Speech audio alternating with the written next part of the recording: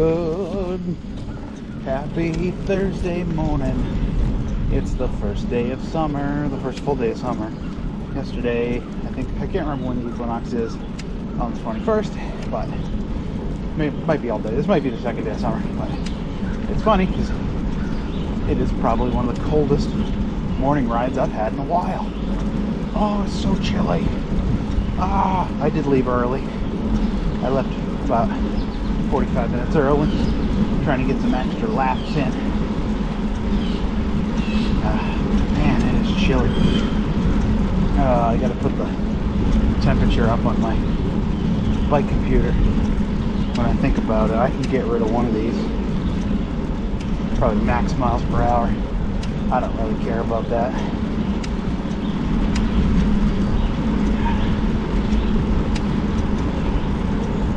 One car behind.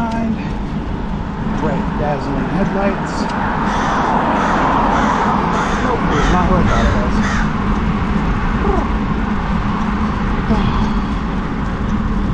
Shoot. I had a topic picked out, and I can't think of it. Oh, lubrication. Gotta lubricate. That's my topic. The topic of the day is lubrication. It's actually a pretty important topic. This weekend I did a lot of rain riding, a lot of riding in the rain. So I picked up a ton of dirt on my chain. I've been noticing it's getting pretty greasy. So grabbed the old scrub brush, grabbed some old dunk out and the hose, washed her down really good, got as much off as I could. And then once you washed it, you then have to re-lubricate. Let's go this way. You then have to put on some lubrication. You've got to lubricate. You've got to lube your chain. Just take some bike lube. And it's kind of hard to do with only having two hands, but spin the chain a little bit. Bike lube the whole chain. Have a rag underneath because you will spill. And then do that. I usually go around twice. Lubricate the whole chain. Make sure you get it in between each link. And yeah, lubricate your chain. And then you should be good to go.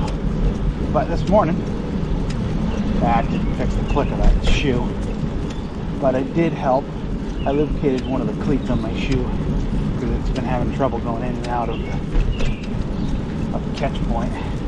I might just have to back off the tension on it, on the pedal a little bit, which is easy to do.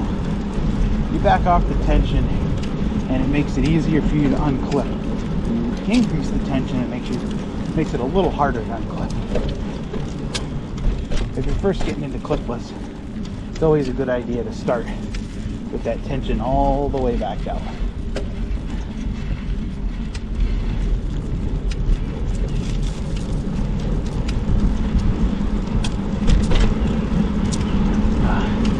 But don't forget to lubricate your stuff, lubricate your chains. Do not ever, under any circumstance, ever lubricate your brakes. Ever. I don't care if they're squeaking, I don't care what they're doing. Don't put anything on them because the material that they use for brakes is porous and it will absorb whatever you put on it.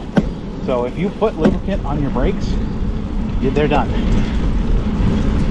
Now obviously, if you put a drop of WD on it, you're probably fine. If 1 WD is a water displacer, it's not a lubricant. 2, probably have enough material that'll still stop, but don't do it. Just don't do it. There's no reason to do it. You don't need to lubricate your wheels. You don't. I mean, if you've got to do bearings, you tear them apart, you replace the bearings, and you replace the grease.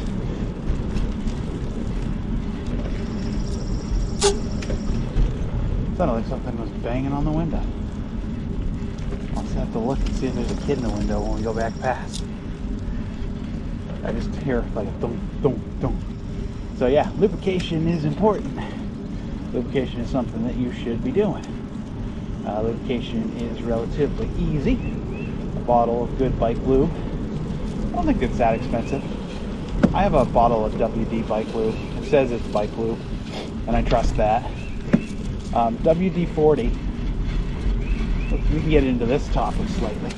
My lubrication's pretty simple, and there's plenty of videos. I'll even link one of Park Tools videos on lubricating the chain down below. But a topic I talk with people, even tradesmen that I work with on a daily basis, I sometimes will have to have the conversation with them. WD-40 is not a lubricant. It is sold as a lubricant. For some reason, there is an oil in it, but it is not a lubricant. The type of oil that is in WD, here it is. The oil that's in WD is made to displace water and then dry up, so it does not stick like a bike chain oil, or like oil in your car, or any of those kind of oils. It just doesn't stick. WD-40 is a great product for, let's say you had a flood in your basement and the sump pump stopped working, and you're like, oh god, I'm gonna go run to Lowe's, go buy a new sump pump and put it in, and there's a couple fittings you have to tighten up, and you have a pair of pump pliers and they get wet. Well, take those things outside, put them on a rag, and spray the hell out of them with WD-40, and then they won't rust. Then you just gotta wipe them down once they're dry, and you'll be done. You'll be good to go. But a lot of people will say, oh well, squeaky door hinge, put WD-40 on it, and I always have to go, no. You gotta put like Tri-Flow or what's the other lubricants? It's the PB Blaster makes a brand of lubricant. That's what I'm thinking of.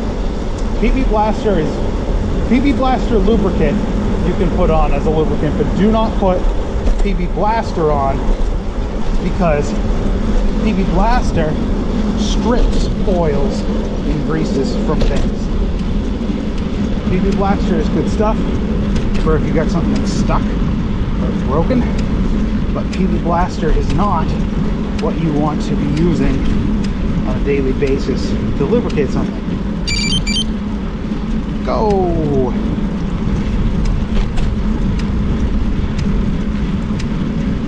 It's a Strava segment. It's one of those. I'm not king of the mountain to it. I'm a local legend, so I'm not ever really worried about time on this.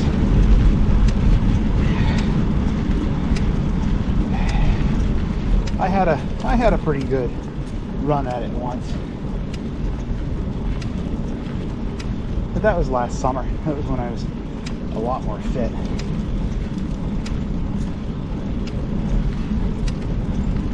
So yeah, WD-40 and PB Blaster brake part is not, those are not good lubricants. Don't buy them thinking that they're going to lubricate your chain or lubricate anything in your house, because they won't. For bikes, there's a dry type lubricant that PB Blaster makes that I use. It works pretty well. It's a spray, and I have WD bike lubricant that is actually in a bottle. Also seems to work pretty well. That's what I've been using on my bikes for the last couple of years, and it seems to work pretty good. Oil chains, pretty easy to do. Doesn't take more than a couple minutes. If you have a grease gun, or you just want to buy a little tube of grease, the kind with the squirt top, so you don't have to get your hands all super dirty. Another couple quick tips that you can do: your seat post. It's a good idea once a year to pull it out, and when you go to put it back together, you can put some anti-seize on it. The silver stuff should be fine.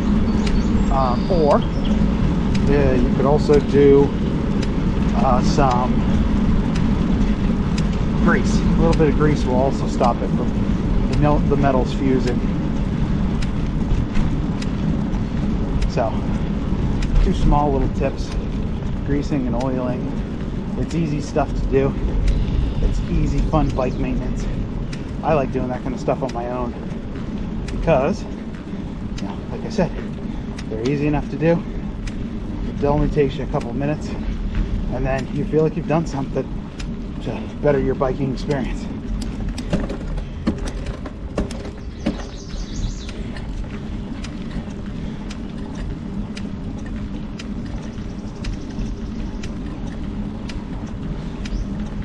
Let's get to the top of this hill.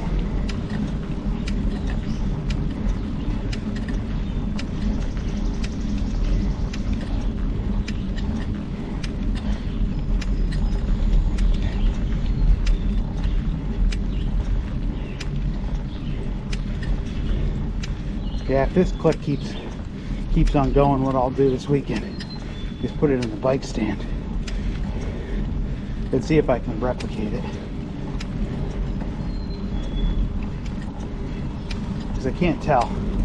It could be a pedal, it could be the shank of the pedal, it could be the cleat, it could be the shoe. I mean, it's been making that noise for years now, so I don't know.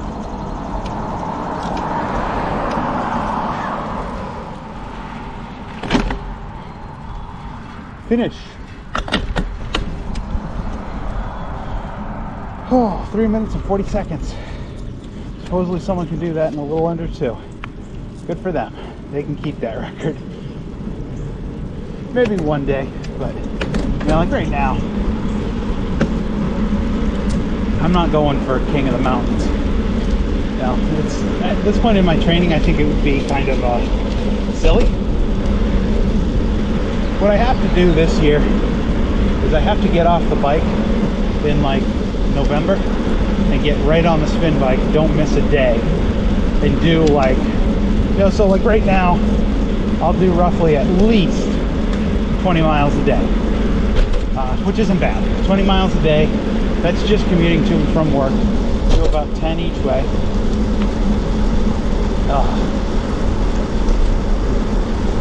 So that's pretty good in my book.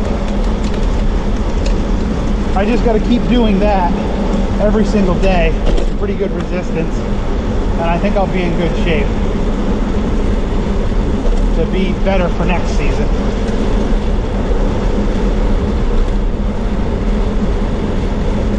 I want a nice bike. Like something that I could actually do races and stuff on, but you know, you got to be good enough to ride a bike like that before you can go buy a bike like that.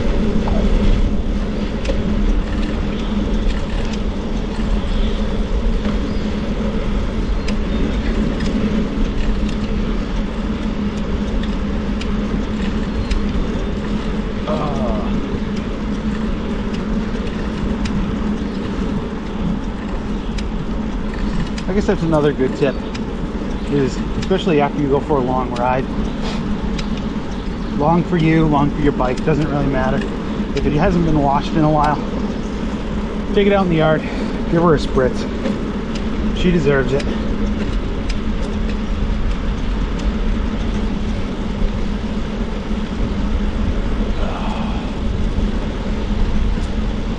Another thing I just thought of, I guess I could try tightening that pedal.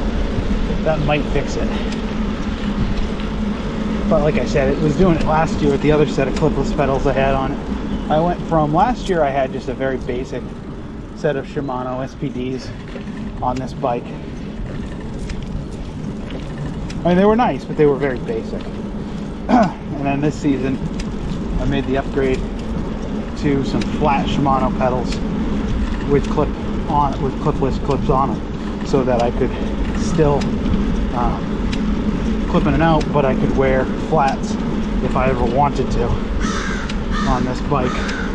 Like, I've done it a couple times after cleaning it. You just want to take it for a small test ride. There's no reason to go in and get clipless pedals. Just grab the bike, get on it, and ride.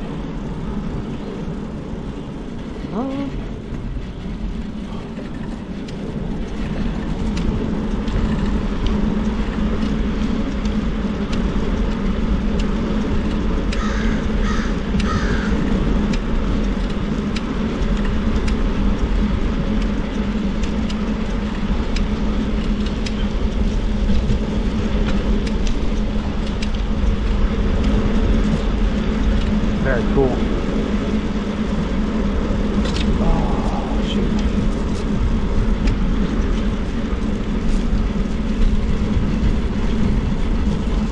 One last thing I do want to mention. I've had the conversation many times about park tools and how that's if I'm going to buy a bike specific tool, I'm going to buy it through Park Tools generally.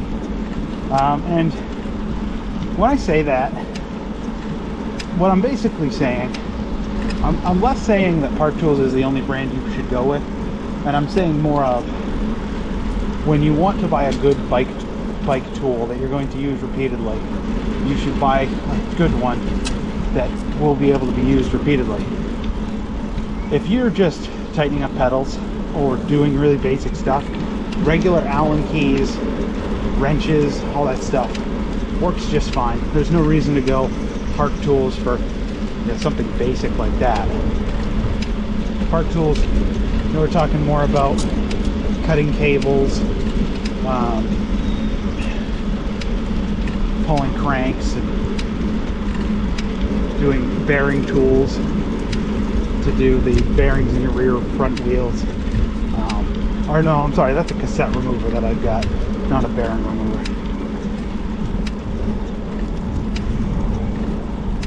And there's very specific tools for pretty much every task. But once you have them, they're worth their weight in gold. They really are.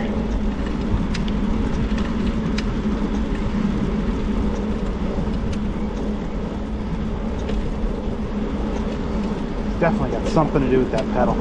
If I don't put pressure on it, it doesn't click. So you can get away with probably using mostly just regular hand tools you would buy down at your Ace Hardware.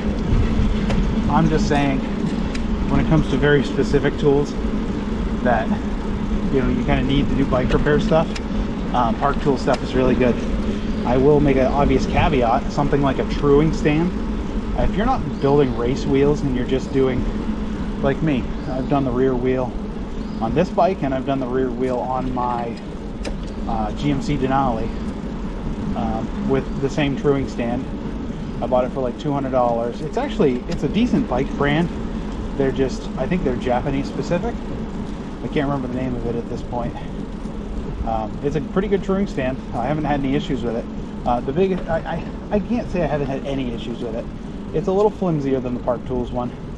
And the big thing I've noticed is you can't get too aggressive when you're spinning the wheel, or it's going to tell you that the wheel's out of true when it's not.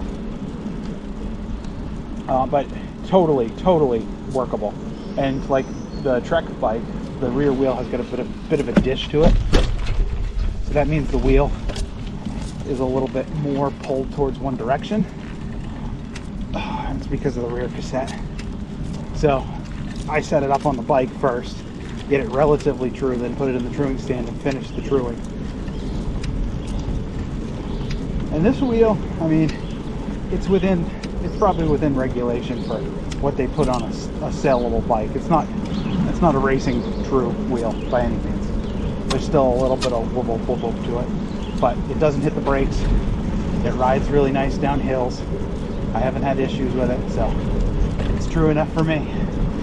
I'll give you this, it's truer than the wheels on my Rad bike. When I first got my Rad's wheels are pretty, at least the front one is pretty untrue. So you can feel it when you're going down a hill. And it's like, oh my God, this thing it's not the worst I've ever had, but it kind of sucks. So bike maintenance, lube your chain, don't lube your brakes, buy good lube, get out there, be visible, be safe, take the lane, let people know who you are and what you're doing. And we'll see you all next time. Get out there and cycle. Thank you.